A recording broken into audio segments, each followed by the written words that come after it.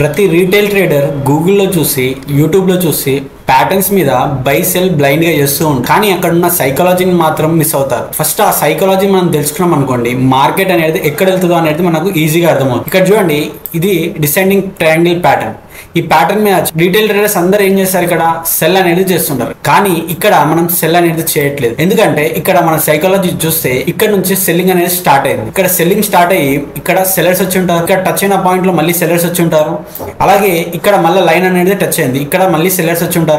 ఇక్కడ ఒక support zone అనేది ఉంది. దాన్ని బ్రేక్ డౌన్ అనేది చేసింది. మార్కెట్ బ్రేక్ డౌన్ చేయగానే చాలా మంది సెల్లర్స్ అనే వాళ్ళు వచ్చి ఉంటారు ఇక్కడ.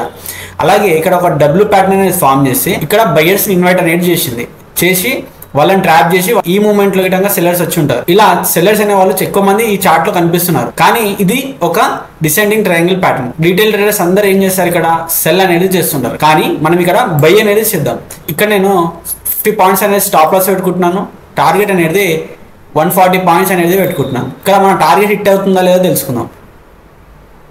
ఇక్కడ చూడండి, నా టార్గెట్ అనేది హిట్ అయింది. ఒక ప్యాటర్న్ అనేది ఫామ్ అయింది అనుకోండి, దాని మీద మనం సైకాలజీ అనేది అప్లై చేయాలి. ఎప్పుడైనా గుర్తుపెట్టుకోండి, మార్కెట్ అనేది బయ్యర్ సెల్లర్ ట్రాప్ తోనే నడుస్తుంది. ఇలాంటి చార్ట్ ట్రేడింగ్ కాన్సెప్ట్స్ గురించి లైక్ చేసి సబ్స్క్రైబ్ చేయండి.